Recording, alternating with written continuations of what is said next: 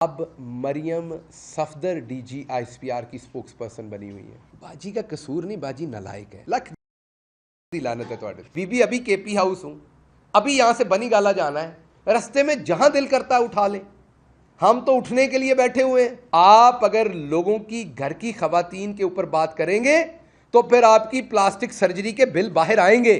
آپ خان صاحب سے فرا بی بی کا حساب مانگتے ہیں, اور خود جب یہ آپ کا گونگڑو جاتا ہے اندر, یہ شہباز شریف, یہ کہتا ہے میں اپنے بیٹوں کا جواب دے نہیں. آپ کی علی امین سرجری کی بات کریں تو وہ بد تہذیبی ہے.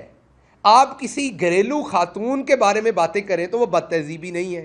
آپ کی زبان کھینچ لی جائے گی اگر آپ لوگوں کی گھر کی خواتین کو جعلی طریقے سے چیزوں میں انوالو کریں گے. جو پاکستان کے سلامتی کے ادارے ہیں, عسکری ادارے مطلب, انہوں نے بھی کہا ہے کہ انہیں کوئی اعتراض نہیں کمیشن بن جائے, جس کا واضح مطلب ہے کہ اس میں اگر کوئی کمیشن بن جائے تو کوئی حرج نہیں ہے. جس کا دوسرا مطلب ہے کہ یہ واقعی ایک اہم معاملہ ہے, اس کا کمیشن بن جائے تو کوئی حرج نہیں ہے.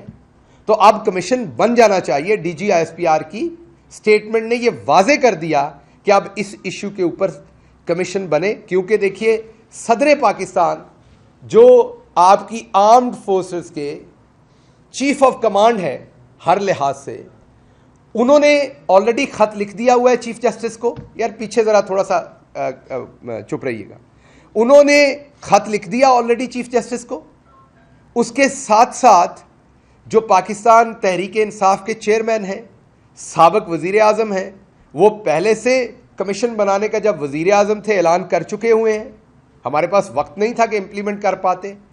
اس حکومت نے بھی کہا تھا کہ ہم کمیشن بنانے کو تیار ہیں. انہوں نے تو یہ کہا تھا کہ اگر یہ سائفر اصلی ہو تو, شہباز شریف نے کہا تھا میں عمران خان کے ساتھ جا کے کھڑا ہو جاؤں گا. سائفر تو اصلی, پھر خود بھی مانا, اسمبلی کے فلور پہ بھی مانا, ان کی اپنی چیئر کے اندر جو نیشنل سیکیورٹی کمیٹی کا اجلاس ہوا اس میں بھی مانا. تو اب تو کوئی بات رہ نہیں گئی. انہوں نے خود بھی کہا کہ ہاں مداخلت ہوئی, آرمڈ فورسز بھی کہہ رہی ہیں کہ مداخلت ہوئی. تو اب سوال یہ ہے کہ ایک تو مداخلت روکنی کس نے تھی, اب کمیشن یہ فائنڈ آؤٹ کرے. کمیشن یہ بھی فائنڈ آؤٹ کرے کہ جب یہ سازش ہوئی اور اس کے بعد مداخلت ہوئی تو اس میں کون کون شریک تھا. اب یہ ہم نہیں کہہ رہے. اب آپ ڈاکٹر اشفاق حسن, میں تدریس کے شعبہ سے رہا ہوں, so doctor Ashfaq Hasan is one of the phenomenal scholar in this country. Dr. Ishfaq Hasan is one of those prominent scholars in this country جن کی سب عزت کرتے ہیں, جن کا سب احترام کرتے ہیں. وہ ہماری پوری حکومت کے زمانے میں he was one of the toughest critique on our government, اور ہم نے اس کے باوجود انہیں رسپیکٹ کیا. اس وقت کے پرائم منسٹر عمران خان ان کو اس کے باوجود انوائٹ کرتے تھے, ان سے اکانومی کے اوپر مشورہ لیتے تھے, حالانکہ وہ ہمارے ناقد تھے. تو آج ڈاکٹر اشفاق حسن ٹیلی ویژن پہ کیا کہہ رہے ہیں؟ وہ ٹیلی ویژن پہ یہ کہہ رہے ہیں کہ اب انہیں, حالانکہ وہ ایک اکانومسٹ ہے نا, وہ دفاعی تجزیہ نگار ہے نا, وہ ہماری پارٹی کا حصہ ہیں. میں نے آپ کو بتایا کہ وہ ہمارے اوپر تنقید کرتے رہے ہیں پورے, آپ سب نے ان کی تنقید چلائی ہوئی ہے. یہ ٹکا ثانی صاحب نے ٹکر چلائے ہوں گے ان کے ضرور. انہوں نے کل کہا ہے کہ اب انہیں بھی لگتا ہے کہ یہ سازش کی گئی ہے پاکستان کے خلاف, کیونکہ جس طریقے سے پاکستان کو ڈبویا جا رہا ہے, معاشی طور پر ڈبویا جا رہا ہے, پاکستان کو جس طریقے سے پاکستان کی عوام کو ڈبویا جا رہا ہے, وہ بغیر سازش کے ہو نہیں سکتا. معاف کیجیے گا, ہم گاؤں کے لوگ ہیں, ایک درخت کو بھی آپ پانی دینا بند کریں تو اسے بھی 6 مہینے لگتے ہیں خشک ہونے میں, بڑے درخت کو. ہاں اس کی جڑوں میں زہر ڈالیں تو پھر وہ جلدی خشک ہوتا ہے. یہ پاکستان کی جڑوں میں میر جعفر, میر صادق زہر ڈال رہے ہیں, جو اتنی تیزی سے یہ سارے معاملات ہو رہے ہیں. میں چھوٹا پریسر کروں گا, اس لیے میں نے کوئک اگلے مدے کے اوپر موو کرنا ہے. انہوں نے ایک الزام لگایا سابق وزیر اعظم پر, ان کی اہلیہ پر, 5 ارب روپے رشوت لی ہے. میں نے سابق وزیر اعظم صاحب سے بات کی, اور وہ خوشخبری میں نے یہ بتانی تھی انہیں کہ وہ 5 ارب روپے مل گئے ہیں. وہ جو رشوت لی تھی وہ 5 ارب روپے مل گئے ہیں. اب میں نے آپ کو ایڈریس دینا اور آپ نے وہاں سے جا کے ریکور کرنا ہے. وہ 5 ارب روپے آپ کے اسی قطری پھپھے کے پاس پڑے ہوئے ہیں جس نے آپ کو اپارٹمنٹ لے کے دیے تھے. تو آپ نے اپنے اسی قطری کے ساتھ رابطہ کرنا ہے اور اسے بتانا ہے کہ وہ والا 5 ارب بھی وہیں پڑا ہوا ہے, اٹھا لے.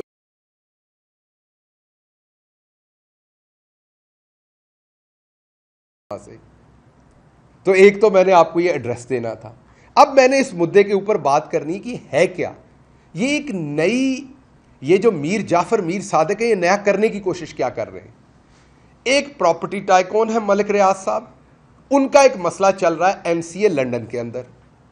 یہ کہہ رہے ہیں کہ یہ مینج کیا گیا, کرپشن کی گئی. تو اس کا مطلب یہ ہوا کہ ملک ریاض صاحب نے این سی اے کو خریدا ہے یا مینج کیا ہے. ظاہری بات ہے ایک کیس این سی اے کے پاس چل رہا ہے تو اس سے ریلیٹڈ کہیں پہ بھی کوئی کرپشن ہوگی تو این سی اے تو اس میں انوالو ہوگا, کیونکہ ان کی انڈر انویسٹیگیشن ہے. اگر میں یہاں بیٹھ کے بھی پیسہ لوں گا تو این سی اے تو اس کو اس کی پروب کرے گا. تو you are trying to tell us that you bought N C A اور ملک ریاض باٹ این سی اے. سو اس کا مطلب یہ ہے کہ جو آپ پچھلے دنوں ایک کلیم کر رہے تھے کہ این سی اے نے آپ کو مجرم نہیں ٹھہرایا, تو کیا پھر آپ نے بھی این سی اے کو پیسے دے کے خرید لیا ہے؟ تو میرا سوال ہے کہ کیا این سی اے پیسے لے کے اپنے فیصلے چینج کرتا ہے؟ اگر جواب ہاں ہے تو پھر یہاں بھی ہو سکتا ہے, اگر جواب نہ ہے تو پھر یہ والی بکواس نہ کیجیے. دوسری بات, یہ اپارٹمنٹ ملک ریاض صاحب سے خریدے, ملک ریاض صاحب کے بیٹے نے خریدا کس سے؟ حسن نواز سے. آپ تو یہاں پر یہ کہتے ہیں کہ حسن نواز کچھ نہیں کرتا, وہ اسٹوڈنٹ تھا, اس کا کوئی کاروبار نہیں ہے. یہ آپ خود کہتے ہیں, ہم نہیں کہتے. حسین کہتے کاروبار کرتا ہے, حسن کہتے ہیں ویلا ہے, ویلڑ ہے, اس کا کوئی کاروبار نہیں, وہ کچھ نہیں کرتا. یہ آپ کہتے رہے ہیں. تو حسن نواز کو کیا پھر اسی قطری پھپھے نے پیسے دیے تھے یہ اپارٹمنٹ لینے کے لیے؟ میرے بھی پے نے وہ کل 743 روپے. آج کل ڈیزل پٹرول بہت مہنگا ہے, مجھے بھی تنگی, خدا کی قسم تنگی آ رہی ہے. بے شرمو, اگر ہم تم لوگوں کی طرح کے کرپٹ وزیر ہوتے تو آج ہمیں پریشانی نہ ہوتی. دل پہ ہاتھ رکھ کے اللہ کو حاضر ناظر جان کے, میں یہ اللہ کو حاضر ناظر جان کے کہہ رہا ہوں کہ جو پٹرول ڈیزل کے ریٹ بڑھے ہیں اس سے مجھے تکلیف ہو رہی ہے جب میں گاڑی میں پٹرول ڈیزل میں, کیونکہ ہم نے حق حلال کے پیسے کے ساتھ یہ کرنا ہے. تم لوگوں والا حال تو ہے نہیں. تو اس لیے مجھے اب یہ بتائیں آپ کہ آپ کے حسن کے پاس یہ پیسہ کہاں سے آیا؟ آپ تو کہتے ہیں وہ کوئی کام نہیں کرتا, مہنگے داموں اس نے پراپرٹی. تو ملک ریاض کا پیسہ 2 نمبر, آپ کے حسن کا پیسہ 1 نمبر. وہ کیسے؟ وہ تو ملک ریاض والا پیسہ ہی آپ کے پاس گیا ہوا ہے, اسی نے خریدا ہے. اگر یہ والا پیسہ گندا ہے تو پھر تو آپ کا پیسہ بھی گندا ہے. اگر ملک ریاض نے کچھ غلط کیا ہے تو آپ اس کے اندر شامل ہیں, ساری ڈیل کے اندر, تو آپ نے بھی گندا کیا ہے. کچھ شرم کر لو. اگر یہاں بیٹھ کے آپ لوگوں نے نواز شریف اور ان کے بیٹوں کے خلاف کوئی سازش ہی بننی ہے شہباز شریف کے کہنے پہ, تو کوئی خیال کر لو کیا کر رہے ہو. اپنے لیڈر کو آپ بے عزت کر رہے ہو. تو پہلے تو میں یہ بات کر دوں. تیسری بات یہ کی گئی کہ اس میں ایک ٹرسٹ کو زمین دی گئی. یہ بات کی گئی کہ ایک ٹرسٹ کو زمین دے کے خان صاحب نے رشوت لے لی. ٹرسٹ کون سا ہے بتا دیتا ہوں. یہاں